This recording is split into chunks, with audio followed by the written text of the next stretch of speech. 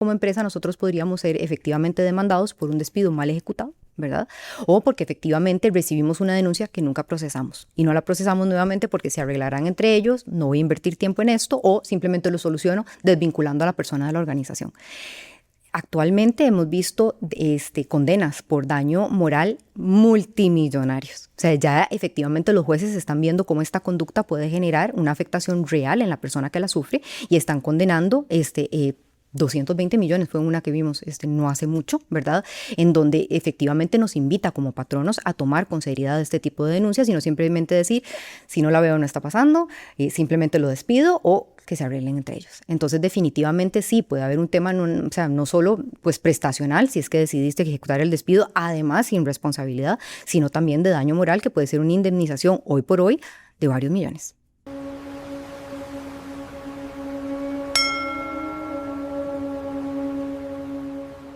Hola, bienvenidos al primer episodio de Por Tanto en colaboración con Cuatro Legal. Para abordar el tema de esta semana tenemos a Marcela Costa, socia fundadora de la firma. Hola Marcela, ¿cómo está? Hola, muy bien usted, Adriana, un placer estar aquí. Igualmente. A ver, empecemos con el tema que a cualquier empresa o a cualquier trabajador en algún momento se le ha cruzado por la mente, el acoso laboral. ¿Cuándo podemos estar frente a una situación de acoso laboral o frente a un simple desacuerdo o gestión regular de una empresa que le pueda generar algún tipo de sentimiento a un trabajador que se pueda llegar a confundir con un tema de acoso laboral? Bueno, es muy importante acá lo que usted menciona, y es que en algunas ocasiones hay una confusión. Debemos recordar que el patrono tiene varios poderes que le son propios por la sola figura, digamos, de empleador y porque las relaciones laborales parten de un principio básico y es el de subordinación. Entonces, no estamos en presencia de acoso laboral cuando se está ejerciendo un poder de dirección, un poder de disciplina, un poder de monitoreo dentro de lo que legítimamente está, digamos, pensado, y es esta subordinación bien ejecutada, ¿verdad? Y es que el trabajador tiene que cumplir con las órdenes, en la forma y en la expectativa como fue contratado. No obstante eso, a veces ese poder se puede ejercer de una manera en donde ya es abusiva. ¿Cuándo puede ser abusiva? Cuando yo estoy de alguna manera humillando al trabajador, pidiendo cosas que están fuera de su perfil de trabajo. En realidad no contamos hoy día con una norma específica que nos dé una definición de la cual nosotros podamos partir. No obstante eso, nuestras autoridades sí han utilizado algunas definiciones de la doctrina y parte de la definición que se utiliza, ¿verdad? Son una serie de acciones que una o varias personas ejecutan en contra de otra persona o varias personas de manera intencionada, sistemática, que haya algún tipo de longevidad en la conducta, ¿verdad? Y hay algún tipo también de finalidad, que es humillar, desprestigiar, desacreditar a la persona para una finalidad última que en la mayoría de las ocasiones es obligarla a que salga de la organización. Aquí tal vez voy a hacer una aclaración, ¿verdad? Y es que cuando hablamos de longevidad de la actitud, vamos a encontrar que a propósito del convenio 190, que se ratificó recientemente por el país, bueno, el año pasado, ya no se habla necesariamente de que la actitud tenga que ser sistemática y repetida más de una vez, sino que también se puede considerar acoso la que ha ocurrido una única vez. Pero como estamos partiendo del concepto que se ha utilizado siempre, digamos que es ese. Entonces, ¿cuándo podemos estar en presencia de acoso laboral? Cuando esa persona ha sido humillada, cuando ha sido desprestigiada, cuando es objeto de burlas, cuando es objeto de vaciamiento por completo de sus labores, digamos, profesionales, cuando ocupa un puesto o un cargo y se le asignan labores que son totalmente insignificantes para el puesto, limitando así la posibilidad de que esta persona pueda escalar profesionalmente. Entonces, en realidad, las actitudes que pueden ser propias del acoso laboral son pues variadas, ¿verdad? Y por eso es importante revisar caso por caso. ¿Y existen ciertas patologías o señales de alerta que también para un trabajador, como para poder identificarlas? Porque no sé, en este tema, por ejemplo, de las descalificaciones, humillaciones que pueden caber dentro de esta categoría, pues uno también puede inclinarse a pensar que hay muchas cosas que la gente puede tomárselas de forma subjetiva, tal vez lo que puede resultar ofensivo para alguien puede resultar no ofensivo para otra persona.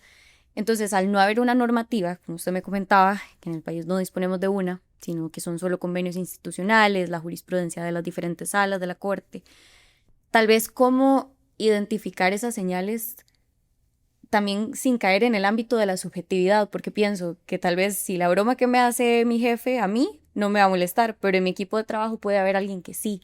Entonces tal vez no sé si hay alguna patología, señales de alerta que tanto un trabajador puede identificar como la empresa también. Ok, acá son dos preguntas, ¿verdad? Uno, si efectivamente cuando hablamos de acoso hay una carga subjetiva que es muy importante, no solo en el acoso laboral, sino también en el acoso sexual y en otras conductas también, como lo son la discriminación, que tienden a confundirse entre sí. Porque hay una conducta subjetiva importante por el nivel de tolerancia. No todas las personas toleran de igual manera los mismos comportamientos y efectivamente, ¿verdad? Puede ser una persona que ha sido descalificada muchas veces y no lo encuentra como una práctica que sea humillante o no decide, digamos, activar o pedir auxilio porque no se considera víctima. Sin embargo, puede ser que sí esté siendo víctima de acoso laboral. Entonces sí, lamentablemente siempre va a tener una carga subjetiva importante cuando estamos hablando de acoso. Hablando ahora propiamente de patologías, se me ocurren que podemos mencionar por lo menos 3, que son las más usuales en un centro de trabajo. El estrés. El estrés a todas las personas las afecta de manera diferente, sin embargo yo no puedo garantizar como patrono que su trabajo no va a tener estrés.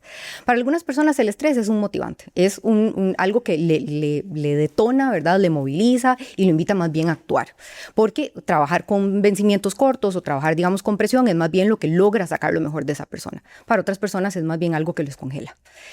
Otra cosa que también pasa es el síndrome del trabajador fundido, que el trabajador se sienta, ¿verdad?, que está demasiado, que tiene mucho trabajo, que tiene que es el puesto o que la actividad que desempeña, ¿verdad?, es demasiado demandante. Ahí lo que se puede revisar es la carga de trabajo y la distribución de las funciones y si efectivamente está sobrecargado, pero no necesariamente automáticamente vamos a decir que tiene acoso.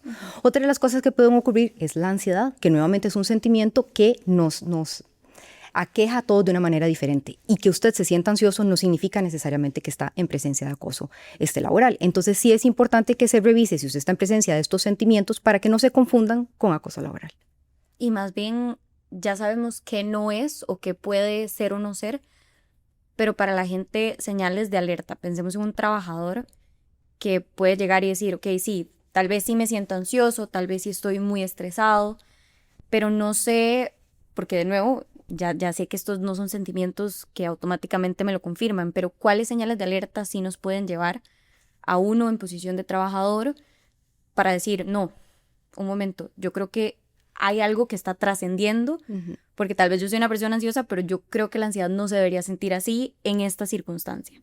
Entonces, tal vez, ¿cuáles son esos puntos de alerta para alguien que pueda estar en esa posición? Claro, como dijimos al inicio, el poder de dirección es un poder que es intrínseco a el empleador, sin embargo, tiene límites. Eso significa que no debe ejercerse de una manera abusiva. Cuando un trabajador está siendo objeto de descalificativos, ese trabajador que le dicen, usted es un cuello de botella, usted es un vagabundo, usted es un inútil.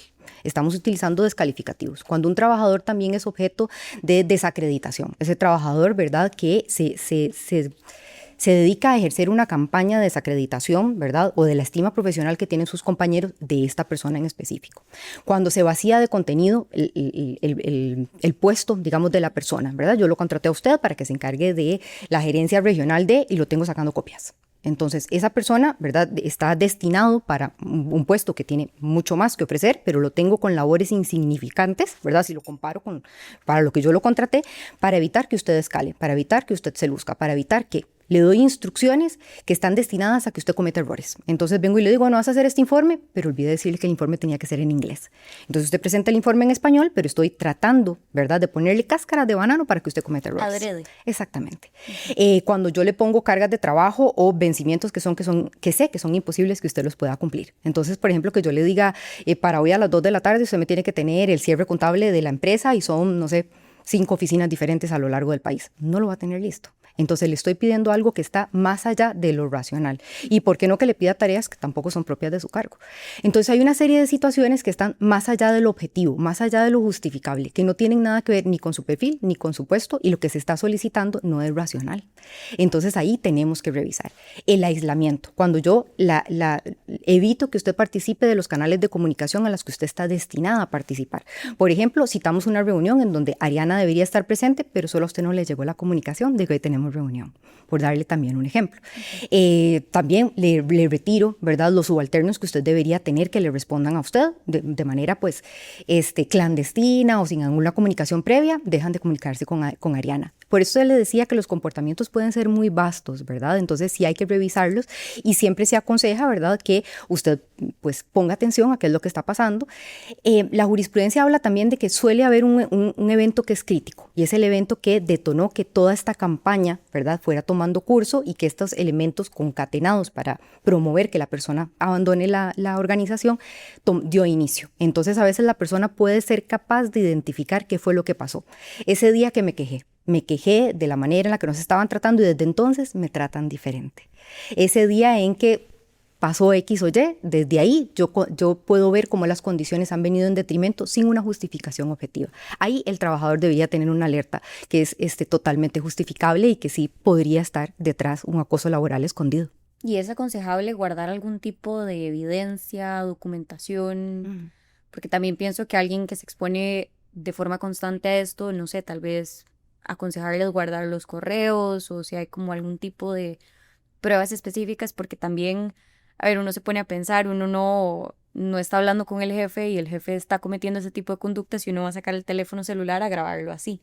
Pienso que no siempre puede darse, pero tal vez no sé si hay algún tipo de pruebas que son aconsejables y deseables para este tipo de circunstancias. Claro, recordemos que en materia laboral, bueno, como legalmente vamos a promover siempre, la prueba debe ser legítima. Entonces, por ejemplo, ese ejemplo que usted pone, pues debemos evitar que el trabajador haga ese tipo de cosas, de una grabación clandestina o de que está, digamos, como eso que usted dice, agarro el teléfono y simplemente, ¿verdad?, participo de una grabación no autorizada a una persona. Pero efectivamente, ¿verdad? Por ejemplo, estas cosas que yo le comentaba de que me piden cosas que no son propias de mi perfil profesional. Guarde su perfil profesional, compare lo que le está pidiendo hacer versus su perfil y verá que no hay match. El tema de los vencimientos, ¿verdad? En donde es irracional la cantidad de trabajo que me están pidiendo para el tiempo con la antelación que me lo han pedido. Ese tipo de cosas van a ser siempre útiles. Testigos, si han presenciado esas burlas que yo le decía, esa campaña de desacreditación, los testigos eran también útiles. Los correos. En materia laboral, la prueba siempre va a ser analizada según la lógica, la experiencia, la sana crítica. Entonces, hay una amplitud, ¿verdad?, bastante grande a la prueba que usted puede traer al proceso en el tanto haya sido legítima, ¿verdad? Entonces, sí es importante, como le decía, si tiene fotografías, ¿verdad?, que también a veces hemos visto campañas en donde se burlan de una persona a raíz de una fotografía, ¿verdad? En donde dicen, la gorda más fea de siempre, ese tipo de cosas en donde nuevamente, si lo que estamos atentando es contra el físico de esa persona o que estamos diciendo que la persona siempre llega desarreglada, dependiendo de lo que hemos querido utilizar o ha querido utilizar el acosador en este caso para tratar nuevamente de humillar, desacreditar y de alguna manera desbalancear emocionalmente a la persona que está acosando.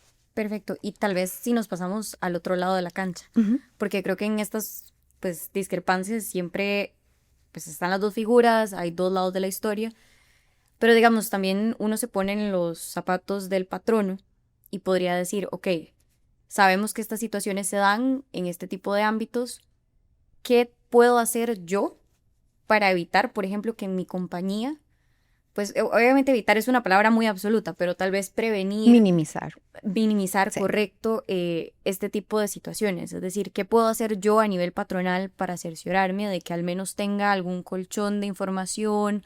No sé si es necesario algún reglamento a nivel interno, o qué puede hacer una empresa tal vez para blindarse en ese sentido y hacer un ambiente lo más ameno posible para evitar incurrir en este tipo de situaciones. Sí, muy importante la pregunta, porque los patronos tienen una obligación que nace del Código de Trabajo, artículo 69, donde tienen que ofrecer un ambiente libre de acoso. Entonces sí es importante, pese a que hoy por hoy no contamos con una ley, si tenemos un proyecto, creo que el más reciente es el 25.706, que está en la Asamblea y esperamos, ¿verdad?, que ahora sí tengamos un marco normativo.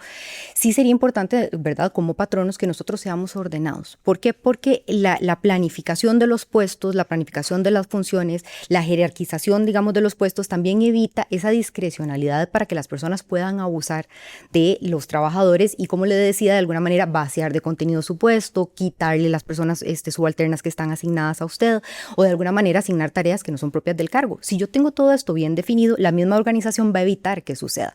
¿Por qué? Porque tengo controles, pesos y contrapesos. De hecho, hay una serie de situaciones más bien que podríamos decirle a la empresa que son alarmas para que las revise, porque si está pasando en su empresa, lo mejor es que trate, digamos, de evitarlo. identificarlas. Algunas empresas tienen dentro de su ADN, ¿verdad?, la posibilidad de burlarse de los empleados, de utilizar descalificativos, de utilizar este tipo de cosas. Y entonces, ¿qué pasa? Que si la cabeza le dice a las partes de su cuerpo que esto está normal, es más difícil que yo erradique una conducta que he normalizado dentro de la compañía.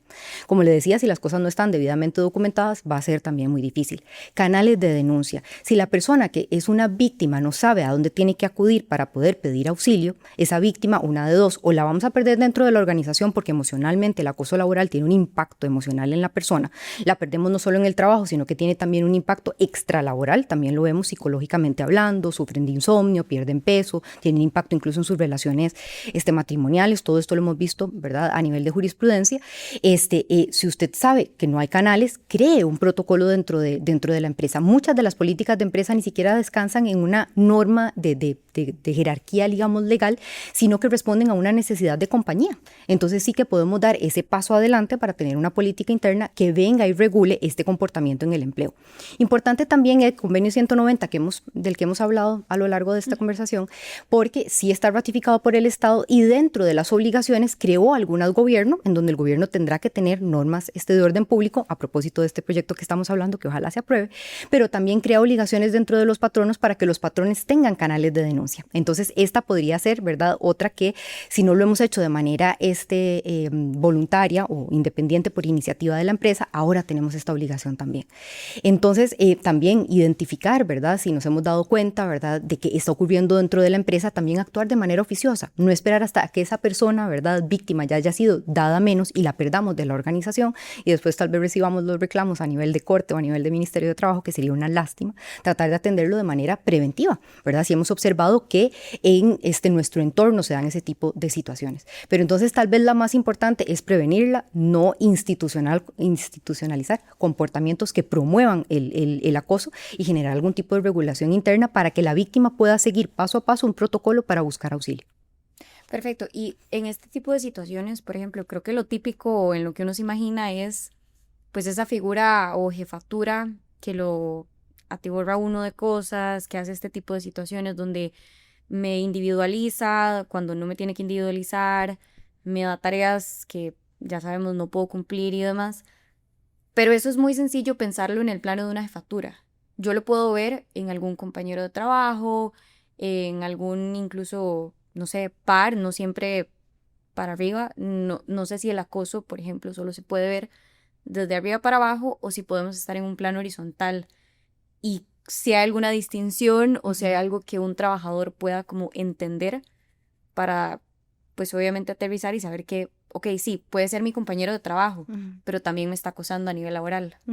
Sabe que esta es una de las principales percepciones erradas que tiene la persona. La persona considera que uno de los requisitos indispensables es que exista una simetría de poder, porque como usted bien indica, esa persona que tiene un puesto jerárquicamente superior a mí va a tener más herramientas y posibilidad de generar aislamiento, de desacreditarme, de ponerme tareas que sabe que no voy a poder cumplir o que no son propias de mi cargo, porque tiene jerárquicamente la posibilidad de hacerlo. No obstante eso, para que ocurra el acoso no tiene que existir necesariamente asimetría en jerarquía o de poder.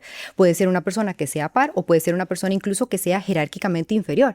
Hemos visto ese fenómeno muy curioso en instituciones del Estado, en donde las personas cuando saben que van a ser objeto de algún tratamiento disciplinario o algún tipo de sanción, lo que empiezan es a amedrentar a sus superiores porque cada vez que les dan una orden o que les piden una instrucción les dicen te voy a denunciar por acoso, lo voy a denunciar por acoso y empiezan a generar esa como un régimen de terror, ¿verdad? En donde el superior más bien dice, uy, tal vez mejor no les pido porque es que ya me dijeron que me van a denunciar. Entonces hemos visto como ese fenómeno en donde el pato le pega a la escopeta. Lo están haciendo, digamos, al revés, porque aunque les piden cosas que son propias de su cargo, empiezan a tratar de asustar o amedrentar al superior, pero utilizando esta herramienta de manera pues como un incentivo perverso, ¿verdad? Porque en realidad la norma no está para tratar de proteger a una persona que lo usa de esta manera, ¿verdad? Porque en realidad no son víctimas, sino que lo usan para tratar de generarse algún tipo de protección, porque soy víctima, presenté una denuncia sobre algo que realmente no daba cauce para presentar la denuncia. Es un arma encubierta, casi. Exactamente. Entonces sí lo hemos visto de abajo hacia arriba con esta técnica que le comento, en donde yo vengo y le digo, sí, te voy a denunciar.